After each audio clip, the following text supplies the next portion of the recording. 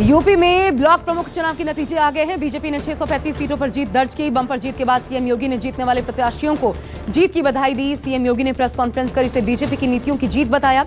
साथ ही जीत का श्रेय प्रधानमंत्री मोदी की नीतियों को दिया।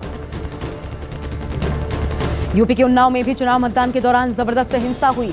यहां के मियागंज ब्लॉक में हंगामे की खबर कवरेज करने गए एक पत्रकार की जिले के सीडीओ दिव्यांशु पटेल ने पिटाई कर दी। दरअसल प्रमुख के इलेक्शन के दौरान कुछ बीडीसी सदस्यों को वोट डालने से रोकने का आरोप लगा था। इसकी कवरेज करने के लिए जब पत्रकार मौके पर पहुंचे तो बीजेपी प्रत्याशी के समर्थकों ने पत्रकारों पर ही हमला कर दिया। कांग्रेस नेता राहुल गांधी ने ब्लॉक प्रमुख चुनाव में हो रही हिंसा को लेकर यूपी सरकार पर सवाल उठाए। राहुल ने तंज कसते हुए कहा, हिंसा को ही बीजेपी ने मास्टर स्ट्रोक बना दिया। वहीं चुनावी हिंसा पर तंज कसते हुए मायावती ने कहा कि यूपी में कानून का राज नहीं जंगल राज है। राबड़ी देवी ने तो योगी सरकार को राक्षस राज तक बता दिया। राज्य विधि आयोग ने यूपी जनसंख्या विधेयक ड्राफ्ट तैयार कर लिया है। जनसंख्या नियंत्रण को लेकर बनेगा कानून।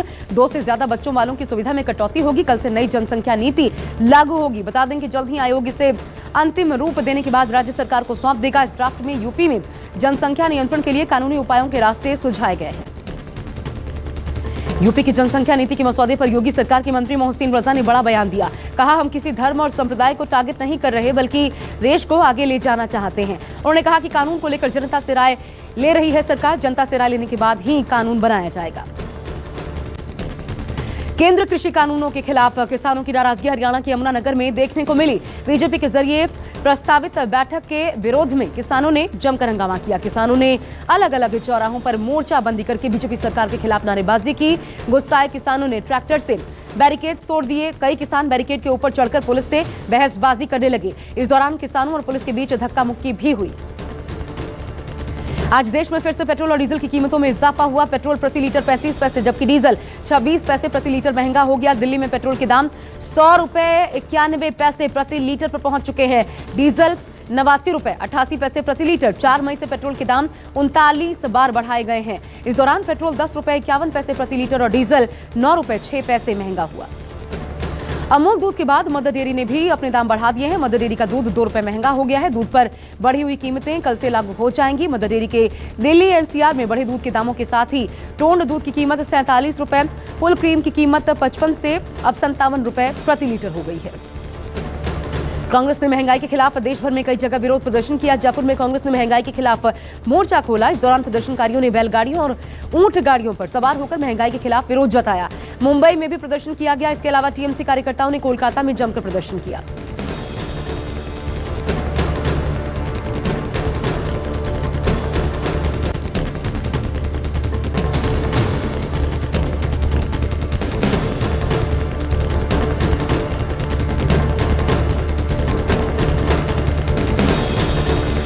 दिल्ली पुलिस की स्पेशल सेल को बड़ी कामयाबी आज हाथ लगी। पुलिस ने 2500 करोड़ ड्रग्स के साथ बड़े रैकेट का भंडाफोड़ किया। साथ ही 4 आरोपियों को गिरफ्तार किया। गिरफ्तार किए गए आरोपियों में 3 हरियाणा से गिरफ्तार किए गए जबकि 1 आरोपी दिल्ली से गिरफ्तार हुआ। गिरफ्तार किए गए आरोपियों से पूछताछ जारी है। हिमाचल प्रदेश के सीएम जयराम ठाकुर ने पहाड़ों में पर्यटकों की संख्या बढ़ने पर चिंता जाहिर की। कहा, अभी कोरोना खत्म नहीं हुआ। डिप्टी कमिश्नर और एसपी को भीड़ को नियंत्रित रखने के निर्देश दिए गए। कहा कि जो लोग बिना मास्क के घूम रहे हैं उन्हें पुलिसकर्मी मास्क उपलब्ध करवाएं। साथ ही पर्यटकों से भी खास अपील की कि वे कोविड नियमों का पालन करें। मसूरी जाने वालों के लिए नियम सख्त हो गए हैं। अब मसूरी आने के लिए कोरोना नेगेटिव रिपोर्ट लाना होगा। भीड़ बढ़ने पर यह सख्ती की गई है। पहाड़ों पर बढ़ती भीड़ को देखते हुए नैनीताल के जिलाधिकारी ने जारी किया आदेश।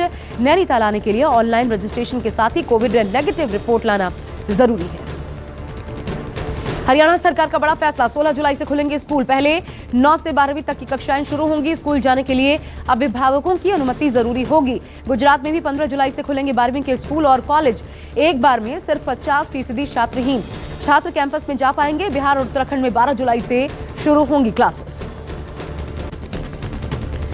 फाइजर और मॉडर्ना पर डब्ल्यूएचओ का बड़ा खुलासा। फाइजर और मॉडर्ना की वैक्सीन लगवाने वाले लोगों को हो रही है दिल की बीमारी। अमेरिका में वैक्सीन लगवाने के बाद चेस्ट पेन और हार्ट अटैक के मामले सामने आए। रिपोर्ट के मुताबिक वैक्सीन की 2 डोज के बाद लोगों में देखी गई दिल की बीमारी की शिकायत।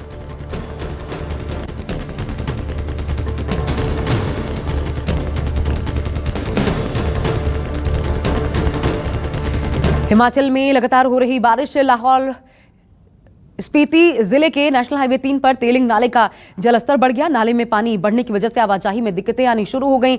यातायात यहां पर पूरी तरीके से ठप नजर आया।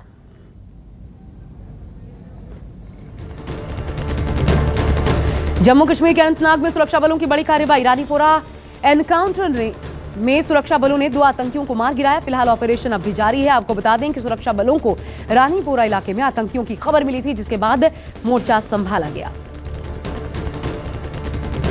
भारत और श्रीलंका सीरीज के शेड्यूल में कोरोना वायरस की वजह से फिर से बदलाव हो गया है। सामने आई कोरोना जानकारी के मुताबिक दोनों देशों के बीच वनडे सीरीज की शुरुआत 18 जुलाई से होगी। इससे पहले सीरीज के 17 जुलाई से शुरू होने का दावा किया गया था।